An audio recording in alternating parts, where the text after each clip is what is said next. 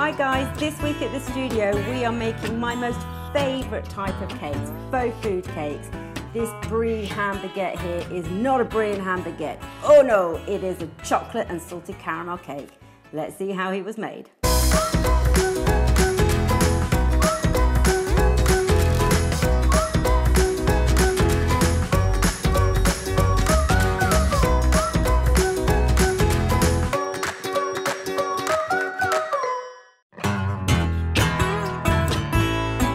I baked my cakes in a loaf tin to give me that lovely long shape, and I baked 2 of them. So this is where I had a giant Zoe Klutz moment and thought I was filming, but I wasn't. I carved these 2 cakes. You want the top of the bun to be slightly higher, the top of your baguette, and curved. So you want to carve a sort of sandwich type shape, and also just put a little bit of curve on that bottom one. And once you're happy with the shape, you ganache those babies up. I covered the cakes in fondant. I mixed a little bit of yellow and a little bit of brown to give me a sort of creamy base bread colour. And then I rolled some strips of sugar paste and arranged them over the top, which I blended in with my fingers. So check it out, I love this type of sugar crafting. I am stretching the sugar paste to make it look like expanded dough. You see all those little creaks and creases where my sugar paste hasn't quite sealed? For this type of cake, for our textured bread, it's no issue at all. And then over my ridges, I just went in with my fingers and just kind of pinched together those edges.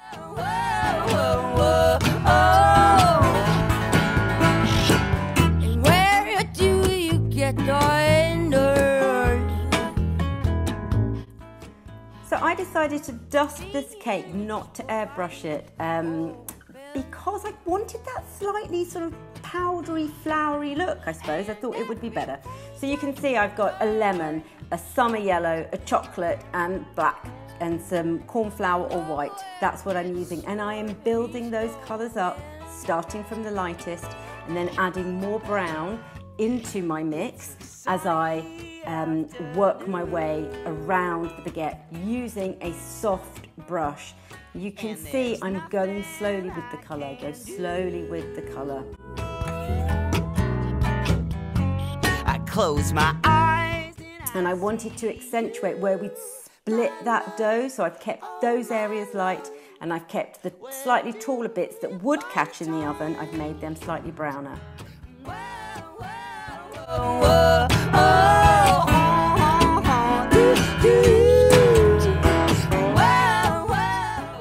And then we go ahead and we do the same on the bottom. I'm not going to see so much of the bottom of this baguette because we're obviously going to load it up with sandwich goodies, but you still need to cover it. So petal dust goes everywhere unless you steam it. That's what I'm doing here to set the colour.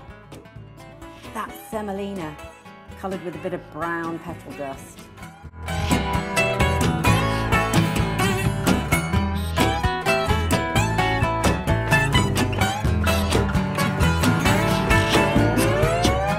Where do you find the time? I've rolled that paste pretty thin. I've cut organic random shapes, and these are going to be my lettuce leaves. This is a double-sided leaf veiner, and that's what I'm going to use just to give my leaf a little bit of texture before I then thin those edges to make them nice and crinkly. So for the leaves, I used sugar clay, which is a Sugar Street Studios product, a little bit like a sculpting paste. You can use flour paste or gum paste to make these leaves, but regular fondant will tear on you. And then you have to leave these guys to dry, depending on what you've made it out of will depend on the time. I left these for a couple of hours and they were firm enough for me then to dust. I close my eyes and I see you, my love.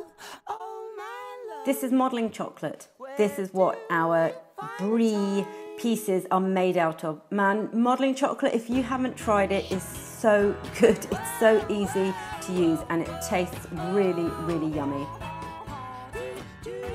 So again, I've dusted, dust. I've used my two types of yellow to graduate the colour, and then I'm coming in with a little bit of black and white, so grey, around the edges to create that kind of mould texture that you get on brie.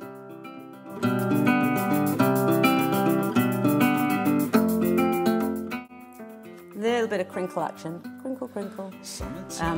Again, just to add a little bit of movement into that brie where the mould looks like it's retracted and shrunk slightly. And then I worked out lots of different ways. The best way of trying to make the edges white, and the obvious thing actually was just to paint them with a white edible paint or white dust mixed with alcohol, which is what I did here, and then just painted the sides. And then I cut these so that I didn't have to make so many.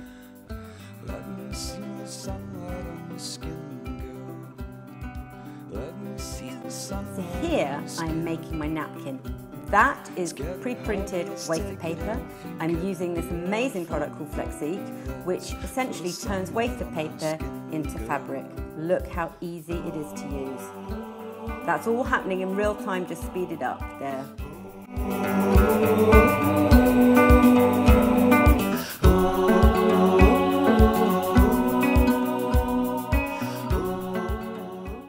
And that's corn flour, just to take the moisture out so that I can handle what is now, from wafer paper, turned into a floury napkin.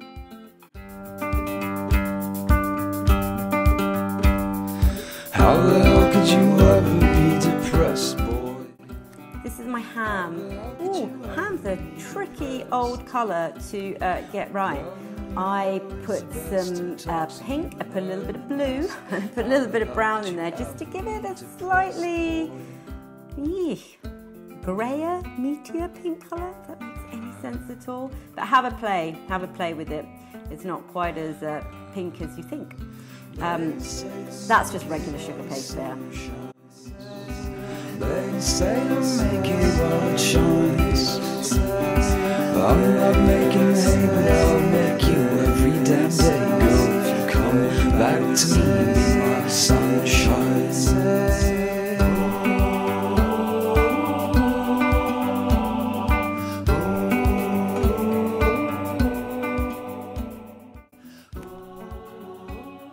So those lettuce leaves, guys, were steamed like I did the bun, just to set those dusts again. You can, of course, airbrush. You don't have to use dust. It's just the way that I did it for this cake. But you can, of course, use airbrush. That's no issue. And then I'm just piling up my brie before the tippity top goes on that baguette. So last minute decision actually, which is why I didn't film it. I decided to make some cherry tomatoes, which I put on the board just for a pop of colour, just to offset the baguette. I thought the composition was nice. I hadn't planned to do it, but it was totally the right thing to do. And some extra pieces of brie, and that is it. That is a baguette cake, and that you can transpose to all sorts of other types of sandwich cakes, peanut butter jelly sandwich, or a hamburger cake, or a different type of sub cake. And you know, hopefully you can use some of those techniques to apply to different faux food cakes.